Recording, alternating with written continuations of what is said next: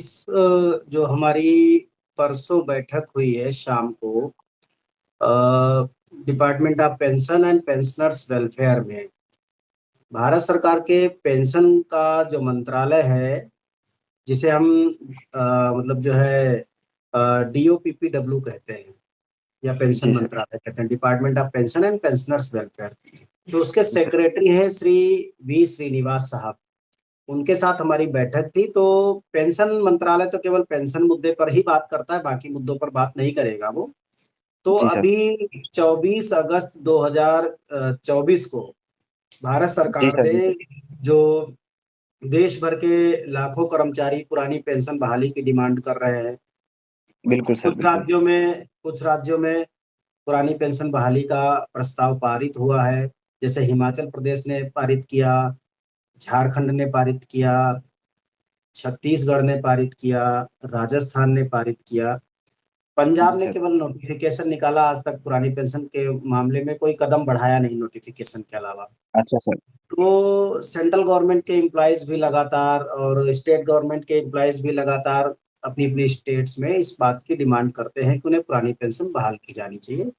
तो 24 अगस्त 2024 को भारत सरकार ने एक नया ड्राफ्ट दिया था, जिसका नाम है यूनिफाइड पेंशन स्कीम। जी मतलब सर। जी सर। ओपीएस की जो डिमांड थी, उसी के चलते सरकार ने 1.5 साल स्टडी किया। एक कमेटी बनाई थी 6 अप्रैल 2023 को। कमेटी बनाई, कमेटी में 4 लोग थे। 1.5 साल तक उन्होंने उसको स्टडी किया और फिर उसके बाद अपना एक ड्राफ्ट सौंपा और नया ड्राफ्ट आया, उसका नाम था यूनिफाइड पेंशन स्कीम। 19 मार्च 2025 को उस यूनिफाइड पेंशन स्कीम का डिटेल्ड ड्राफ्ट, जिसे आप गजट कह लीजिए या नोटिफिकेशन कह लीजिए, वो आया था।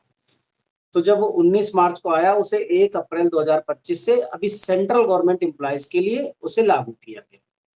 धीरे धीरे स्टेट गवर्नमेंट जिसको ठीक लगेगा वो स्टेट गवर्नमेंट उस ड्राफ्ट को अपने यहाँ इंडोर्स कर सकती है, और नहीं चेक करना चाहेंगी तो नहीं करेंगी। ये एक तरीका है। लेकिन जब 19 मार्च 2025 को जब ये हो, तो उसे लास्ट बेसिक सैलरी का आधा प्लस महंगाई भत्ता, ये उसे जी पेंशन के तौर पर मिले। जी। जी दूसरी, जो कर्मचारी का पैसा हर महीने कटता है, उसे हम लोग पहले जीपीएफ कहते कहते थे। वो 7% कटता ही कटता था। उस सात जी सर। परसेंट से बढ़ा करके आप जितना चाहो उतना कटवा सकते थे। लेकिन चूंकि एनपीएस में वो 7% की जगह 10% कर दिया गया। तो हालांकि जी ये कोई बहुत बड़ा अंतर नहीं था। लेकिन इस पैसे से ही पेंशन देने का प्रावधान किया गया इसमें। तो जो यूपीएस का जो गजट आया, तो उसमें कुछ मूलभूत कमियां थी। जैसे सबसे बड़ी कमी थी वॉलंटरी रिटायरमेंट के केस में। अगर मान लो कोई 20 साल की नौकरी के बाद, पहली बात तो उन्होंने कहा कि 25 साल की नौकरी के बाद ही कोई वॉलंटरी ले पाएगा रिटायरमेंट। जबकि पहले के पेंशन सिस्टम में ये था कि 20 साल की नौकरी के बाद कभी भी आप वॉलंटरी रिटायरमेंट लेकर के घर चले जाओ और आधी पेंशन आप उठाओ। जी। तो ये तरीका था, उसको उन्होंने 20 की जगह 25 कर दिया। दूसरी सबसे बड़ी समस्या थी, उन्होंने ये कहा कि 25 साल के बाद आप जा तो सकते हो, लेकिन पेंशन तभी स्टार्ट होगी जब आप 60 साल के हो जाओगे, या अच्छा। जहां रिटायरमेंट 62 साल में, तो 62 के हो जाओगे। अभी ये स्टेट्स में गया नहीं है हालांकि गजट। अभी सुनने में आया है कि कल परसों असम सरकार ने घोषणा की है कि वो यूनिफाइड पेंशन स्कीम को अपने यहाँ इंडोर्स कर रहे हैं। उत्तराखंड ने भी घोषणा की थी, लेकिन अभी इम्प्लीमेंटेशन हो नहीं पाया उसका। दूसरी जो अच्छा सर। सबसे बड़ी बात थी कि पेंशन देने के नाम पर उन्होंने कहा जो आपकी सैलरी से हर महीने जो 10% कटेगा, ये पैसा सरकार ले लेगी, तब देगी पेंशन। हालांकि इसके एवज में उन्होंने एक लमसम अमाउंट करके कुछ पैसा वापस करने की वकालत की है। लेकिन वो पैसा, हमारा जितना पैसा इकट्ठा होगा उसका 20-25% से ज्यादा नहीं होगा। इसका मतलब ये हुआ कि अगर हमने पूरी जिंदगी नौकरी की, 30 साल, 35 साल, 32 साल, 25 साल, तो उस जी सर। दरमियान हम जितना पैसा हम कटवाएंगे, वो ब्याज सहित जितना इकट्ठा हुआ, मान लीजिए वो 100 रुपए बना, तो 100 रुपए का 5वां हिस्सा वो हमको वापस कर रहे हैं, और बाकी 80% वो जो है अपने पास रख रहे हैं। तो ये प्रॉब्लम थी। तीसरी जो प्रॉब्लम थी, वो उन्होंने ये कहा कि जो पेंशन है वो 50% हम तभी देंगे जब 25 साल की नौकरी कम से कम हो। तो इस मामले में क्या है कि ज्यादातर राज्यों में तो 25 साल के नौकरी पूरी करने के बाद ही 50% की अभी भी है। ओल्ड पेंशन स्कीम में, लेकिन कुछ राज्यों में 20 ही साल के बाद 50% की गारंटी थी। हालांकि ये भी बहुत अच्छा। बड़ा मुद्दा नहीं था 20 से 25 वाला, ये तो सॉर्ट आउट किया जा सकता था, लेकिन सबसे बड़ा जो मुद्दा था वो था वॉलंटरी रिटायरमेंट के दिन से पेंशन का ना देना, उसकी शुरुआत ना होना। तो इसको लेकर के हम लोगों ने फिर से विरोध किया कि भाई हमारी जो डिमांड थी ओपीएस की, उसके एवज में जाओ आप ये उल्टी पुल्टी पेंशन स्कीम लेकर के आए, ये हमें स्वीकार नहीं। तो अप्रैल से वो डेट बढ़ाते बढ़ाते 30 सितंबर लास्ट डेट थी पहले। अभी कर्मचारियों का रुझान बिल्कुल उस तरफ है नहीं। 29 लाख कर्मचारी हैं अभी सेंट्रल गवर्नमेंट में, और 29 लाख में से 1 लाख से भी कम लोगों ने अभी उसको अडॉप्ट किया है। और उनमें भी 1 लाख लोगों में जो जिन लोगों ने इसको अडॉप्ट किया है, उनमें से 70-80% तो उन लोगों का है जो या तो रिटायर हो चुके हैं या एक आध साल में रिटायर होने वाले हैं। बाकी कोई भी कर्मचारी इसको अडॉप्ट नहीं कर रहा है, ऑप्ट नहीं कर रहा है। तो अभी जो हमारी परसों बैठक हुई वो इसी चीज को लेकर के थी। सरकार ने बुलाया, इनविटेशन दिया कि भाई आप क्यों खुश नहीं है, अभी भी आप क्यों विरोध प्रदर्शन कर रहे हैं। देखिए सरकार सेंट्रल गवर्नमेंट को स्टेट गवर्नमेंट एम्प्लॉइज विरोध कर रहे हैं, इससे उसको इसलिए फर्क नहीं पड़ता है क्योंकि उसके लिए स्टेट गवर्नमेंट एम्प्लॉइज का मुद्दा नहीं है। लेकिन अच्छा। अगर कोई सेंट्रल गवर्नमेंट का कोई संस्था है, कोई उनकी मतलब जो है संगठन है, फेडरेशन है, यूनियन है, वो जब किसी गजट के खिलाफ या किसी पॉलिसी के खिलाफ प्रदर्शन कर रही है, तो फिर ये सेंट्रल गवर्नमेंट का कर्तव्य बन जाता है कि वो सेंट्रल गवर्नमेंट के एम्प्लॉइज की उस संस्था के साथ बात करे। तो ये उसी का एक हिस्सा था कि हम लोगों ने 1 अक्टूबर को पूरे देश में बैलून छोड़े थे, तकरीबन तकरीबन 103 जगहों से, जिसमें हम जम्मू जी। कश्मीर से लेकर के हमने केरल तक के कुछ शहरों को सिलेक्ट किया था, गुजरात से लेकर के अरुणाचल प्रदेश तक के कुछ शहरों को टारगेट किया था। उन उन जगहों से माननीय प्रधानमंत्री जी से 8वें पे कमीशन और पेंशन बहाली मुद्दे पर हमने ध्यान आकर्षण कार्यक्रम किया था।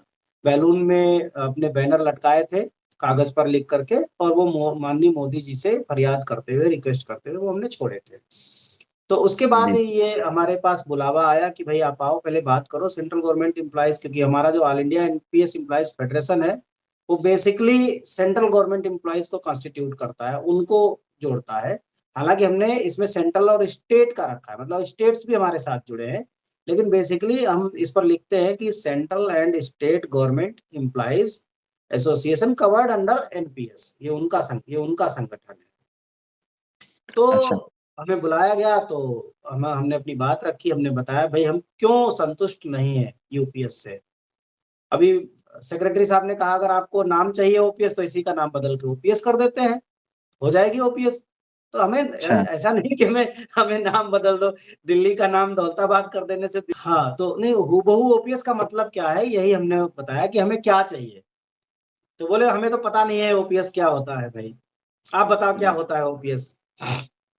तो बोले ओपीएस कहते हो, तो भाई ओपीएस क्या है, हमें तो पता नहीं, हमारे पास को ओपीएस नाम की कोई चीज नहीं है, हमारे पास सरकार के पास ऐसा कोई ड्राफ्ट नहीं है, ऐसी कोई पॉलिसी नहीं है जिसका नाम ओपीएस हो। तो हमने कहा सर ओपीएस का मतलब हमारे पास 2 बातें हैं। पहली बात यह है कि कर्मचारी जब रिटायर हो या वॉलंटरी रिटायरमेंट ले या कंपलसरी रिटायरमेंट उसका हो, तो जो उसका पैसा कटा है उसकी सैलरी से, वो जी। उसको उसको वापस मिल जाना चाहिए, अच्छा सर, ब्याज से। बिल्कुल। जितना उस पर ब्याज लगा है या जितना उस पर इंटरेस्ट आया है या जितना मतलब जो है कह लीजिए कि रिटर्न मिला है, तो वो पैसा उसको जी। वापस मिल जाना चाहिए। अब और दूसरी बात है, जी। दूसरी बात है कि अगर कर्मचारी की नौकरी 20 साल से ज्यादा की रही है तो उसको 50% पेंशन देने का नियम होना चाहिए। तो अब जी। उन्होंने कहा कि छठे पे कमीशन में तो 33 साल थी 50% पेंशन के लिए, हमने तो घटा करके 20 साल कर दी थी। तो बाकी राज्यों में तो 20 साल है नहीं। तो हमने कहा सर हम राज्यों के लिए भी बात नहीं कर रहे हैं, पहले सेंट्रल गवर्नमेंट कोई कानून बनाएगी तो उसी के हिसाब से तो राज्य करेंगे। अगर आप 20 साल जी। कर दोगे तो कम से कम राज्य सरकार के कर्मचारियों के लिए भी 20 साल हो जाएगी। अगर आप ही नहीं करोगे तो राज्य सरकारें चाह करके भी देना चाहे तो फिर वो आनाकानी करती हैं। प्रॉब्लम ये है, अगर सेंट्रल गवर्नमेंट उसको 25 को घटा के 20 साल के ऊपर 50% पेंशन कर दे, तो उसकी देखा देखी में राज्य सरकारें भी उतना ही करेंगी। ये हमारी डिमांड थी। दूसरी हमने बात कही कि कर्मचारी वैसे ही, इससे जो सबसे ज्यादा प्रभावित है वो छोटा कर्मचारी प्रभावित है। छोटा कर्मचारी का मतलब ये कि जिसकी बेसिक सैलरी कम है, जिसका लेवल अभी कम है, ग्रेड पे कम है, मतलब छोटी सैलरी वाला, तो वो बेचारा 15-20 साल में ही रिटायर हो रहा है, या कंट्रेक्चुअल से जो परमानेंट हो गया वो रिटायर हो रहा है, या जो एक्स मतलब जो है आर्मी पर्सनल है जो रिटायर्ड हैं वो नौकरी में आए तो वो रिटायर हो रहे हैं, या फिर कोई डेथ कंपेंसेटरी ग्राउंड पे लगा, मतलब मृतक आश्रित के कोटे से लगा और उसकी उम्र 40-45 साल थी तब वो नौकरी में आया, तो ऐसे लोग रिटायर हो रहे हैं तो वो प्रभावित हो रहे हैं इससे, क्योंकि उनके पास कॉर्पस भी कम है और वो भी आप ले लोगे। तो ये बात हमने रखी कि 20 साल में वॉलंटरी जाने दीजिए, और 20 साल में उनको जब वो वॉलंटरी रिटायरमेंट पे जाए तो उसी दिन से पेंशन देना शुरू कर दीजिए। अच्छा। तो और ये बात सर रखिए। और दूसरा, कर्मचारी का पैसा ब्याज सहित उसका वो वापस कर दीजिए, आप लमसम अमाउंट मत दीजिए। जो आपने लमसम अमाउंट देने की पेशकश रखी है इसको आप मत दीजिए, या आप सरकार अपने पास रख ले, हमें नहीं चाहिए वो। तो ये हमारी डिमांड थी। तो अब उन्होंने कहा यूपीएस में इसको कैसे कर सकते हैं, तो हमारी ये दलील थी कि आप लमसम अमाउंट को अगर 3 गुना कर देते हो तो हमारा जो पैसा है लमसम अमाउंट को 3 गुना करने से वो लगभग लगभग हमारा 80% पैसा वापस आ जाएगा।